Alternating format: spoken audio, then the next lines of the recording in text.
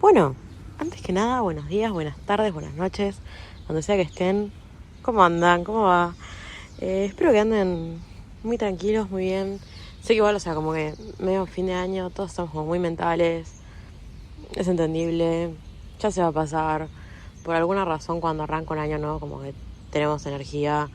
No sé, creo que es todo más psicológico, pero bueno.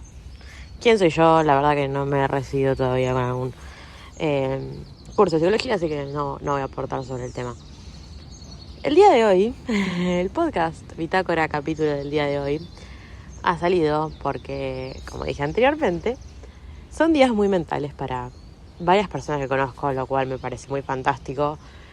No se lo quiero atribuir a la astrología, pero por ahí la astrología, por ahí es Dios, por ahí es Zaratustra que está bajando a los cielos, por ahí estamos llegando al apocalipsis. La verdad que no. Por ahí es el universo, no sé, o por ahí simplemente son puras coincidencias. Pero fue un día en el que siento que al terminar la facultad genera este vacío existencial en el que ya no estamos todo el tiempo haciendo algo. Y eso que nos hace pensar automáticamente que somos inútiles, que estamos al pedo todo el día, que no hacemos nada, lo cual es verdad.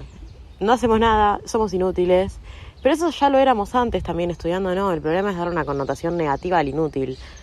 No sé, no me parece que sea un coso de no sos inútil, no sos idiota. Sí, sos inútil e idiota, sacarle la connotación negativa nada más. Eso es lo que te impuso la sociedad. Pero bueno, esa es más mi visión del mundo. Entonces lo que hice, como suelo hacer, es cuando tengo un problema, acudo a la filosofía. ¿Tengo que ir a terapia? Sí, también estoy yendo a terapia. Pero la filosofía es algo que tengo mucho más a mano, es algo que lo que a mí me es muy familiar. Y si bien sé poco y nada de filosofía, les quiero compartir tips que a mí me ayudan.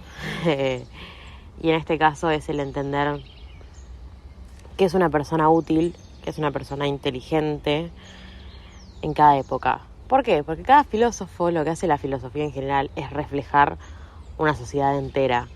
Después igual lo más al final vamos a hablar de la utilidad de la filosofía, porque hay mucha gente que piensa que la filosofía es una ciencia inútil, y vengo a refutar un poco eso, pero eso vamos a tirarlo más para el final. Bien, ¿qué es ser útil? Arranquemos donde ha arrancado mi señora profesora el cuatrimestre pasado en filosofía, que es ni más ni menos que la antigua Grecia. ¿Por qué? Y porque se dice que Sócrates fue quien creó la filosofía. Hay presocráticos, la gente que vio a Merlí seguramente ya me está saltando la yugular, tipo, pero los peripatéticos, bueno, la puta que te parió, callate un rato, por favor. Pero arranquemos en Sócrates y en Platón un poco. Platón atribuyó un poco más la inteligencia y la utilidad a un cierto grupo de personas. ¿Por qué? Porque él decía que en realidad la sabiduría está como en un plano más allá del real, el cual podemos acceder, pero a través como del logos. El logos es básicamente esta idea de como mente abierta, una idea de medio tercer ojo, que es el que nos permitiría acceder a nosotros a ese plano inteligible en el que nosotros encontramos las ideas, que bueno, él le pone eidos, estas como verdades absolutas. Vamos a explicar rápidamente así la alegoría de la caverna, que viene de la mano con la alegoría del rey filósofo, la línea y la alegoría del sol, pero vamos a explicarle un poco los pedos para que más o menos se hagan una idea de lo que estoy intentando decir. Para la gente que no conoce la alegoría de la caverna, le voy a explicar cómo yo la entiendo y cómo yo interpreto Platón, porque la verdad que la hermenéutica hace que cada persona interprete textos de manera distinta. Esto es lo que yo interpreto de la alegoría de la caverna y lo que a mí me quedó. Si alguien tiene una interpretación distinta, saben que son más que bienvenidos de contármela. Básicamente lo que entiendo yo por la alegoría de la caverna es que nosotros en realidad somos presos de nuestros sentidos. Es más, el inútil Platón sostenía que era esa persona que es presa de sus sentidos. A mí me gustaría agregar también sentimientos, porque siento que los sentimientos también aprisionan mucho, pero bueno.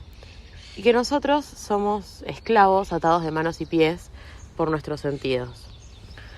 Esto lo que pasa, lo que hacen básicamente es tenernos mirando constantemente a una pared frente nuestro y por detrás de nosotros, sin que nosotros nos enteremos, hay una manga la cual va pasando con objetos que a través del fuego se reflejan de cierta manera como sombras chinescas para hacernos parecer el mundo como una cosa terrorífica, horrible, gigante, la cual hace que nosotros sigamos siendo esclavos porque es cómodo.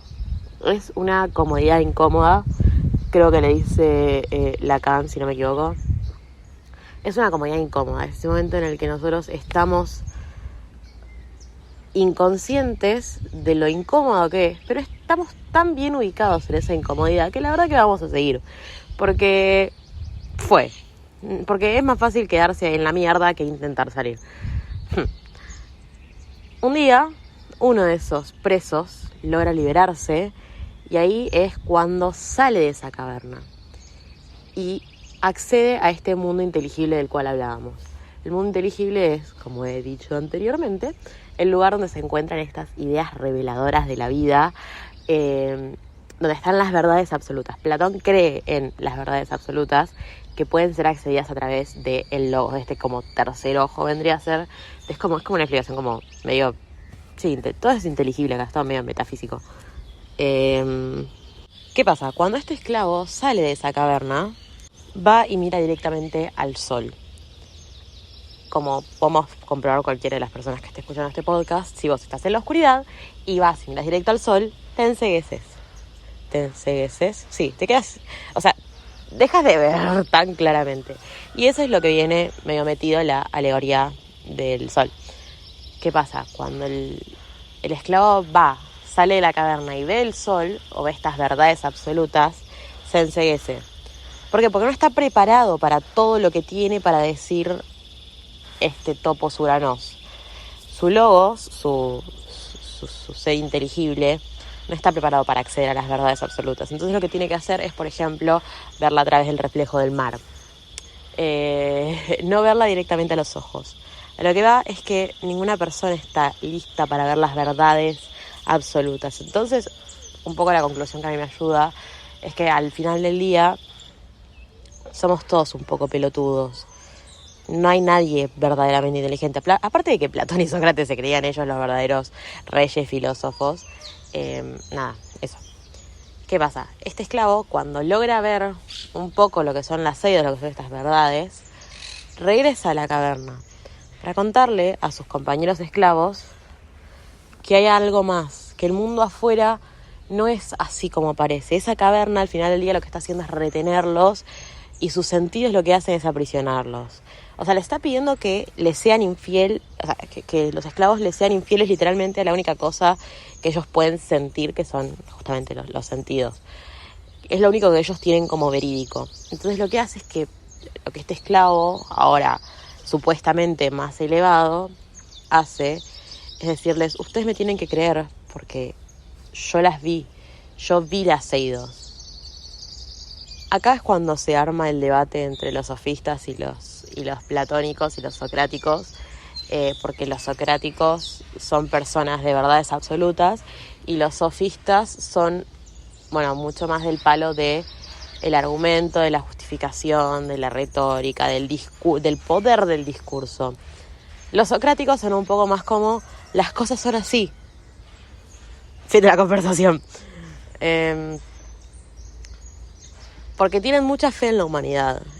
Los socráticos, siento yo que siempre le han tenido mucha fe al que el conocimiento siempre es bueno y siempre va a ser aplicado de una manera buena, que creo que no es tan así. Pero es muy bello el mensaje que tienen. Los platónicos, a mí lo que me gusta mucho de leer Platón es que te hace creer un poco en un mundo mejor.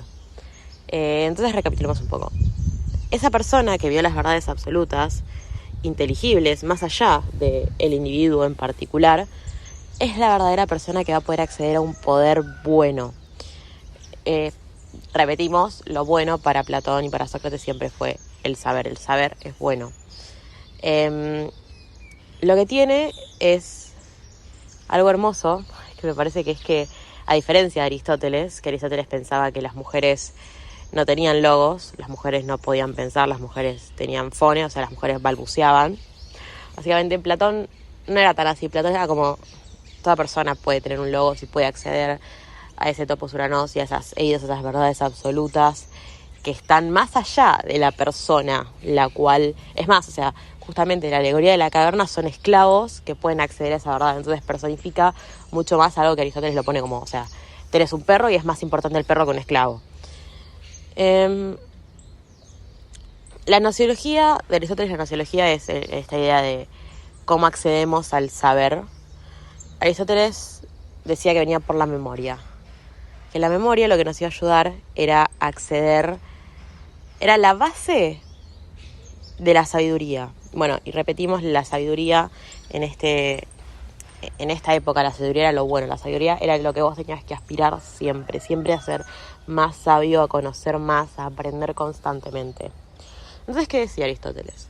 Vos partiendo de la memoria, que es como la puerta para acceder a todo tipo de sabiduría, lo divide como en 3 etapas, se podría decir, que después le pone Ausías, pero saquemos el término Ausías porque es como un término muy aristotélico que la verdad que no sé si es como importante que la gente que escuche y no va a seguir filosofía lo sepa.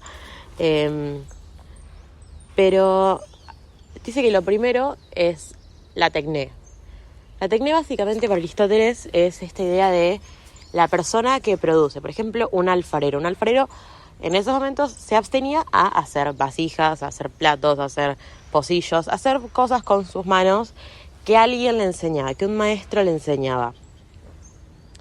Una vez que ese alfarero se pregunta por qué, cómo llego a esto, por qué lo hago, es cuando puede acceder al episteme. ¿Qué es lo importante de esto? La memoria lo que nos ayuda es a reconocer el conocimiento previo y así poder intentar acceder a un nuevo conocimiento. Si nosotros no tenemos memoria y simplemente repetimos una y otra vez lo que nos enseñan a hacer, la verdad que Aristóteles dice, eso es un pelotudo. No es una persona sabia, no es una persona que valga la pena. Entonces el consuelo que yo encuentro un poco en Aristóteles es que siempre el intentar conocer, siempre el intentar buscar, llegues a no una respuesta, o sea, es indiferente, pero me veo que esta idea de no quedarte estancado es lo que está bueno. Lo más probable es que te lleve un solipsismo y que termines en la mierda, como es en fin la filosofía, siempre es como terminar un poco en la mierda y estar tipo, ¿qué está sucediendo aquí? Pero la idea de no estancarte en lo que nos enseñaron, que es un poco bueno el concepto de, yo creo que lo relaciono mucho con el concepto de hábitus y de cultura, que lo vamos a ver también más adelante en el podcast. Esa idea de no estancarte en lo que nos enseñaron a replicar es lo que para Aristóteles nos hace más sabios y nos hace acceder a un nivel más elevado de filosofía, de sabiduría. Una vez que nos preguntamos ¿por qué estoy haciendo esto? Y accedemos al episteme, está el nivel más alto, que es la filosofía. La filosofía es, para Aristóteles, esta idea de conocer el ser, de intentar explicar el ser. Es buscar el axioma, el punto de partida de todo e investigar qué pasa en ese punto de partida. La gente que estudie filosofía, no sé si hay alguien que estudie filosofía me escucha, bueno, no importa. Básicamente lo que vamos a hacer es intentar enloquecer de a poco, buscando el punto de origen que al final del día va a estar sostenido por creencias ajenas. Entonces volvemos a lo mismo, volvemos a repetir esta técnica que es adquirir cosas ya hechas y ya dichas y simplemente tomarlas como verdaderas. Y así nos metemos como en un loop, en un circulito que nunca termina. Y eso es lo difícil un poco de la filosofía, es poder salir de eso. Pero vayamos un poco más a la modernidad. Porque es muy interesante también qué pasa ahí alrededor del 1400, 1500, en el siglo XV, XVI, en ese momento en el que el mundo dejó de ser paz y amor como era en la antigua Grecia y empezó a tener valor algo tan insignificante como es un pedazo de papel que dice 5 euros. Sobre todo, digo euros porque sobre todo es en Europa, acá todavía recién nos estaban colonizando y nos estaban invadiendo, entonces va a ser como un poco más a futuro y va a ser bastante distinto la idea de modernidad europea y la filosofía latinoamericana en general, es muy distinto el enfoque que le dan, porque claramente tienen historias muy distintas. Pero bueno, vayámonos a Europa. Tenemos el gran primer filósofo moderno, que es el que inaugura esta etapa de nuevo pensamiento, que es el señor de pelo largo René Descartes. Creo que mucha gente, todo el mundo básicamente, conoce la frase de pienso luego existo. Es un poco más complicada que eso y ahora vamos a proseguir a explicar. La frase de Descartes así en latín, porque viste que acá los filósofos hablamos griego, latín, si no, no podemos filosofar. Es dubito, cogito, ergo sum. Dudo, porque dudo, pienso, y porque pienso, sé que existo, sé que soy. Pero soy de tal manera que soy una cosa pensante, no soy un sujeto. O sea, lo que hace Descartes, que a mí me parece fantástico y es una de las filosofías que más atesoro, es que él separa el cuerpo de la mente. Esta claramente es una espada de doble filo, porque después lo que hace es transformar el cuerpo en una res extensa, en una máquina, y la mente en una res cogitans, en una cosa pensante. Entonces, nada, lo transforma en una máquina, pero al mismo tiempo le da demasiado valor a separarte vos, o sea, tu cuerpo de tu mente, básicamente.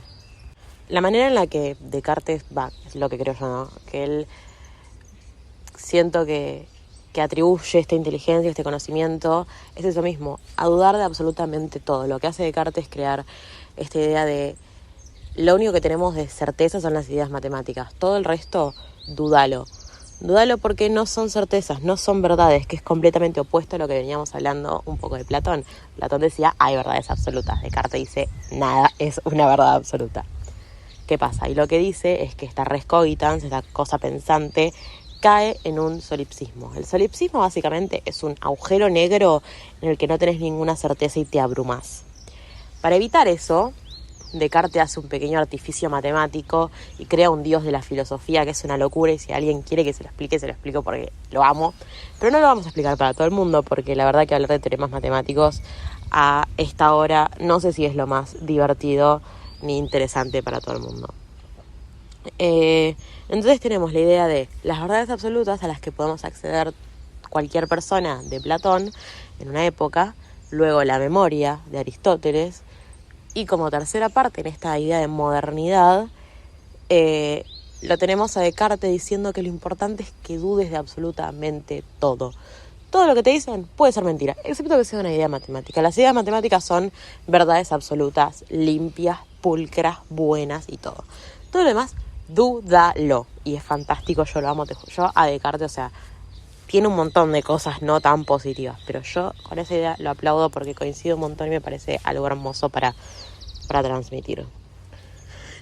Nos movemos un poquito más en la línea del tiempo y encontramos, claramente yo acá estoy hablando de grandes filósofos en épocas bastante abismales, ¿no? Podemos entrar en detalle después sobre un montón de otras personas. Pasa que no quería aburrir, entonces elegí como las más significantes para mí. Moviéndonos un poco más en la línea del tiempo, coincida o no con lo que este señor muchacho tiene para decir, lo tenemos a Mr. Kant. Mr. Immanuel, lo que dice, lo que viene a traernos, es algo completamente distinto a Descartes. Descartes siente que vos podés conocer, va a llegar un punto en el que vas a poder conocer hasta la esencia de las cosas.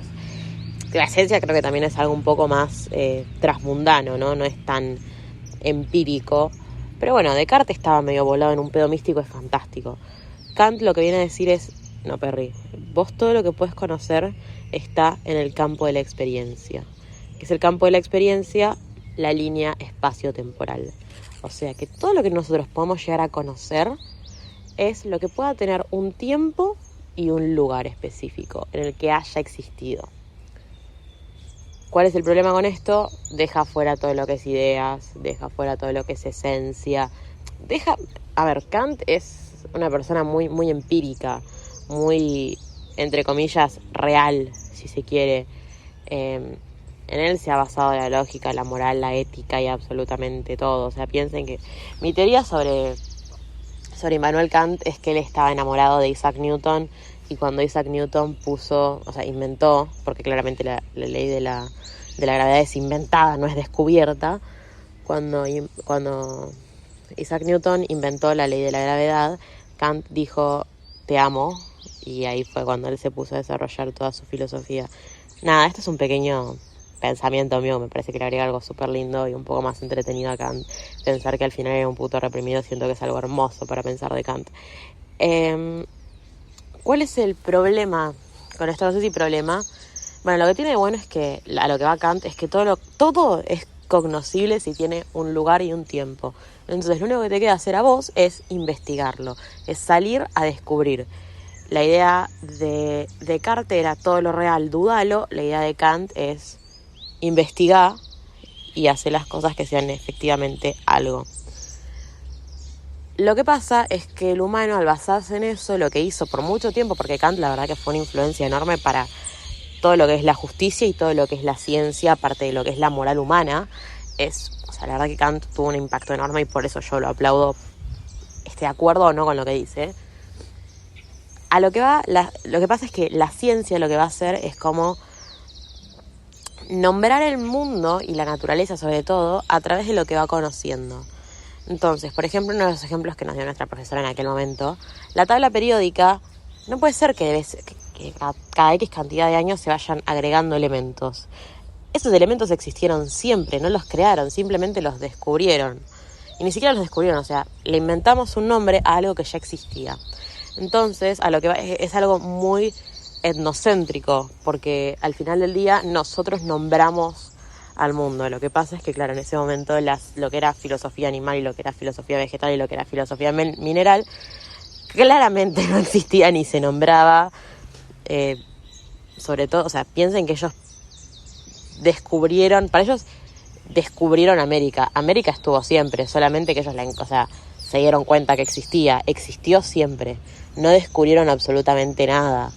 Pero bueno, nada, es una teoría es una discusión que tendré que tener con alguna persona que banque a Kant. Pero por suerte no he encontrado muchas. Después, movámonos un poquito más en la línea del tiempo, allá por el 1800, vamos a poner siglo XIX como parámetro. Esto estábamos hablando del siglo XV, siglo XVI, saltemos 2 siglos. 200 años vamos a hacer así, como porque hay en el medio un montón de gente que podemos defenestrar, como a Hegel, lo podemos traer. Pero, bueno, creo que se entiende esta idea distinta de qué es acceder al conocimiento en cada época. Vayamos a la nueva posmodernidad, o a los pensadores de la sospecha, los grandes pensadores de la sospecha. En este caso traje a 2 nada más, hay más, pero quise traer a 2 que a mí me han sido de mucha ayuda, que son Mr. Kierkegaard y, como no, Mr. Friedrich Nietzsche. Pero arranquemos por Kierkegaard y después nos adentramos a Nietzsche. Kierkegaard habla mucho de la teoría de Kierkegaard, está escrita alrededor un poco de la angustia en general. Kierkegaard, aparte de todo, era bastante religioso, o sea, era teólogo, entonces no necesariamente era religioso, pero sabía mucho de religión y ha involucrado mucho a la Biblia en las explicaciones que él da, que también me parece totalmente fantástico. Que Kierkegaard un poco a lo que va es que la angustia da cuenta de la presencia de un sujeto y de sus pensamientos. Entonces, lo que a vos te asegura que sos inteligente, que sos una persona útil, que sos una persona que en serio piensa, es tu angustia. ¿Por qué? Porque Kierkegaard, una de las grandes teorías de Kierkegaard es que la libertad angustia. Que toda decisión que nosotros tengamos que tomar, sabemos que es una decisión vital porque nos va a generar una angustia existencial enorme. Kierkegaard a lo que va es que el saber al final del día es pecado, que es cuando pone el ejemplo de Adán, porque cuando Adán comió la manzana fue porque esa manzana lo que hacía era acceder al conocimiento de los dioses. Entonces, desde el siglo IV antes de Cristo, nosotros venimos con la idea de que el saber es pecado, de que el acceder al conocimiento que tienen los dioses, entre comillas, nos va a llevar al infierno. ¿Cómo vamos a querer ser inteligentes con ese preconcepto desde un principio? Por eso también creo que esta idea de Descartes, de dudar todo, es fantástica. Porque literalmente cada palabra que nosotros pronunciamos en nuestros discursos tiene una carga religiosa o ideológica de algún punto que nosotros ni siquiera nos cuestionamos. Y Kierkegaard, algo de lo que dice, que es una cita muy bella, es que el fundador de mi saber es que no soy mi causa. Básicamente, el origen de nuestro saber, el origen de nuestra angustia, porque acuérdense que el saber es angustia, el origen de mi angustia va a ser que yo no soy mi propia causa. Yo nací no por voluntad propia, estoy acá no por voluntad, y al final del día me voy a morir sin voluntad y estoy en este mundo al pedo. Una vez que sepamos eso, lo que nos va a generar claramente es angustia. Entonces acá viene la idea de que al final el fundador de mi saber, el fundador de mi angustia, es entender que yo no soy mi causa. Nací, me sostiene alguien más y estoy acá al pedo.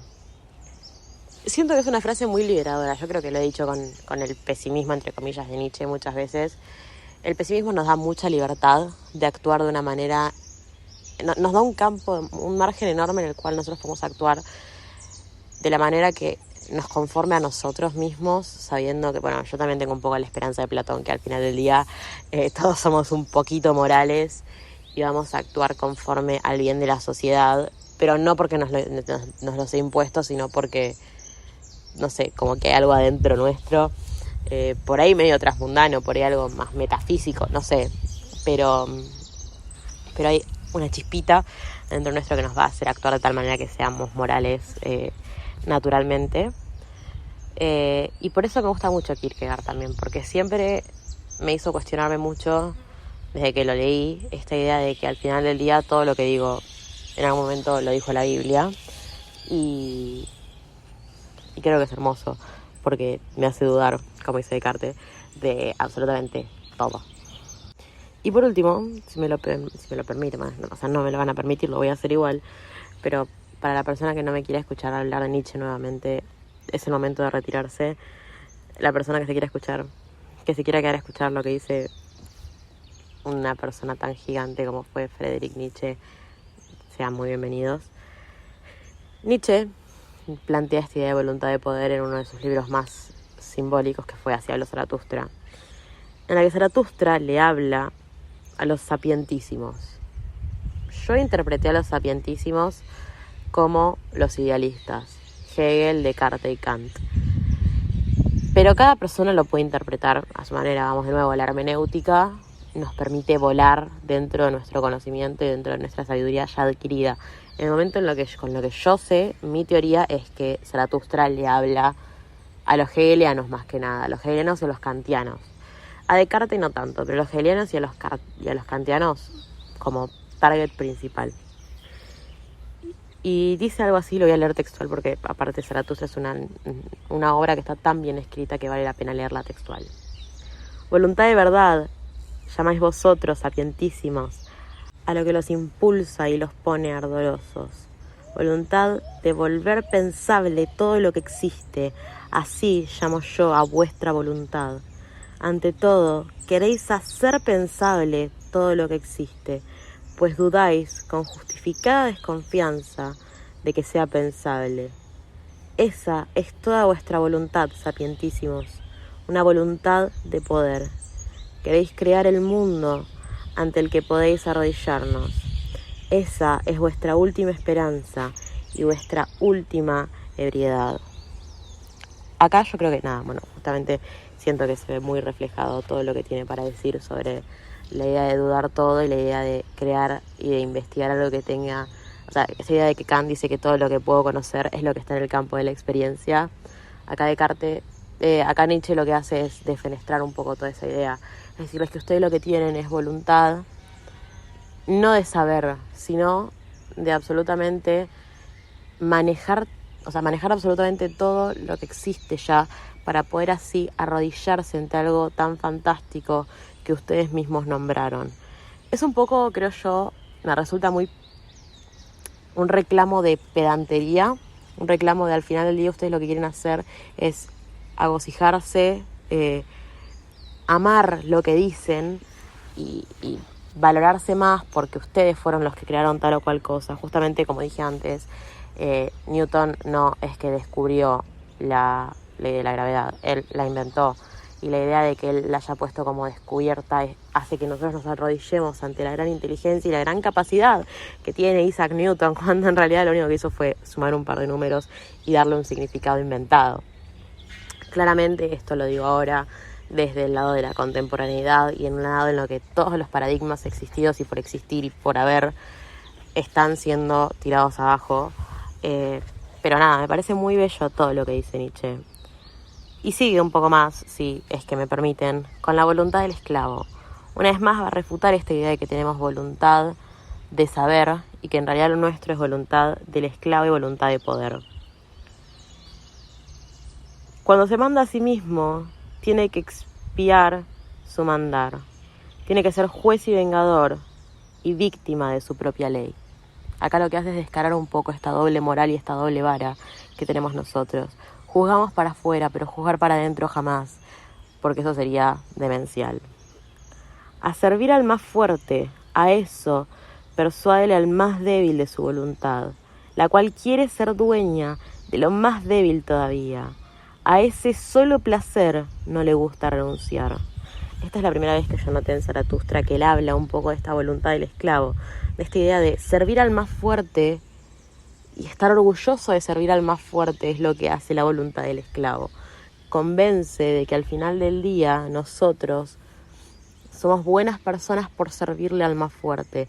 No reconocer que al final del día estamos siendo sometidos a servirle, sino engañarnos a nosotros mismos y hacernos creer que lo único para lo que servimos, que ni siquiera que lo único para lo que servimos, es que nosotros somos tan buenas personas que dejamos de lado nuestros propios intereses para servirle a un tercero, a una persona fuerte.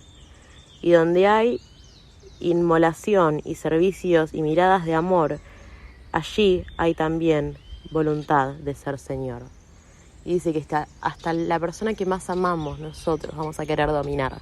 ¿Por qué? Porque si hay algo que tenemos es voluntad de poder. Y por último nos trae una vez más esta idea de que la voluntad de existir, esa voluntad no existe. Pues lo que no es, eso no se puede querer. Mas lo que está en la existencia, ¿cómo podría seguir queriendo la existencia? Solo donde hay vida hay también voluntad, pero no voluntad de vida, sino, así te enseño yo, voluntad de poder. Hablemos de esto, sapientísimos. Aunque sea desagradable, callar es peor. Todas las verdades silenciadas se vuelven venenosas. Y que caiga hecho pedazos todo lo que en nuestras verdades pueda caer hecho pedazos. Hay muchas casas que construir todavía. Repito, Zaratustra es una obra que está hermosamente escrita. Creo que esta idea nuevamente que trae Nietzsche de que la voluntad de existir no existe y de que todo lo que existe básicamente va a tener estas ganas de voluntad de poder, no otra cosa. No sé, a mí me parece fantástico, yo lo dije siempre, hasta en el amor, hasta en las relaciones más queridas va a haber al final del día voluntad de poder y voluntad de imponer respeto, imponer una verdad absoluta nuestra, imponer amor, reclamar amor e imponer nuestras certezas absolutas que todos tenemos. Y Nietzsche o Zaratustra, como lo quieran poner, nos invita mucho a derribar esas creencias. Que se caiga todo lo que se tenga que caer. Acá lo que vamos a hacer es un poco relacionarlo con Kierkegaard. Me parece que esta idea de que la voluntad de existir no existe y todo lo que existe no puede tener voluntad de seguir existiendo, creo que es un poco esto de que el fundador de mi saber es que no soy mi causa. Me parece totalmente bello, yo lo relaciono automáticamente, esto de que se caiga todo lo que se tenga que caer, lo relaciono mucho con, en la antropología este año tuvimos una breve introducción a lo que es el hábitus y la cultura, porque la cultura al final del día son estas creencias que nos impusieron y que nos hacen respetar, porque si no, no somos patriotas, no somos nacionalistas, que es totalmente una locura. Querer a tu país no tiene nada que ver con respetar creencias antiguas que venimos repitiendo. Y acá lo podemos volver a meter a Aristóteles, es lo que decíamos antes. Si no tenemos memoria, si no sabemos qué pasó, si simplemente repetimos lo que nos dijeron, ¿cómo vamos a acceder al conocimiento del ser, a la filosofía? No se puede. Entonces, acá es cuando respondo a la pregunta que me hice al principio: ¿para qué sirve la filosofía? ¿Qué carajo estoy haciendo?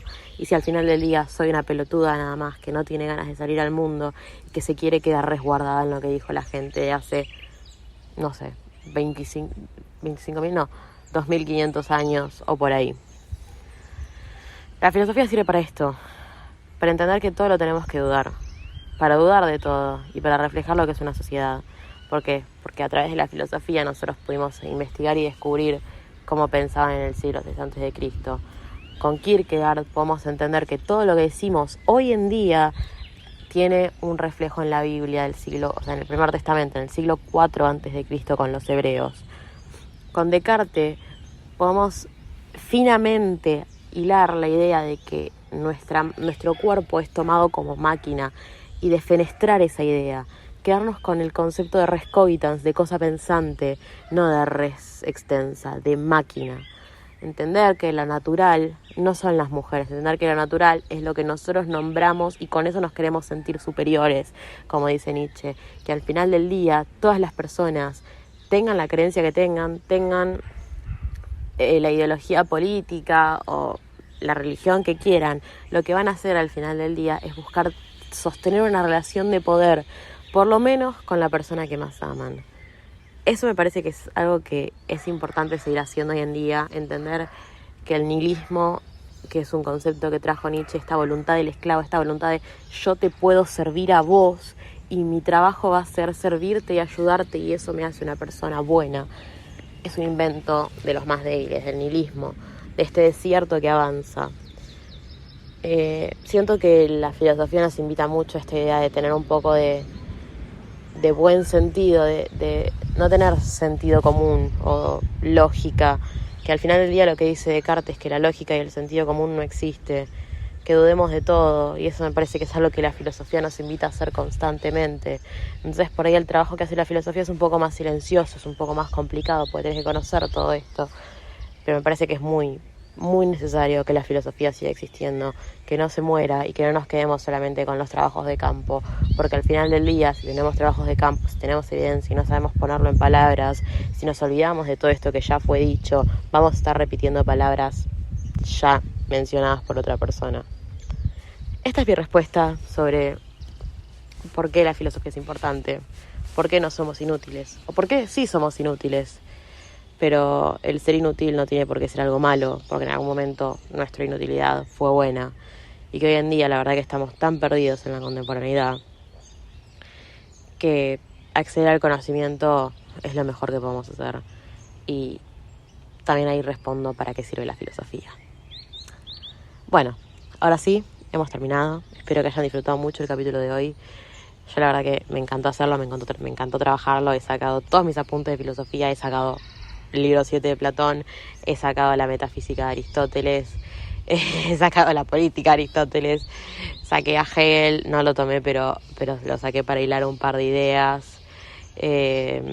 Nada, tengo mi microlibro de Nietzsche, tengo a Zaratustra al lado mío todo el tiempo, porque es un libro de protesta y de conciencia social inmenso, que si quieren leer, la verdad que lo recomiendo un montón. Estén o no metidos en la filosofía, lo podrán relacionar con más o con menos cosas, pero cualquier persona va a poder hacer eso, va a poder seguir haciendo eso mientras más lea y mientras más conozca, más va a poder relacionarlo.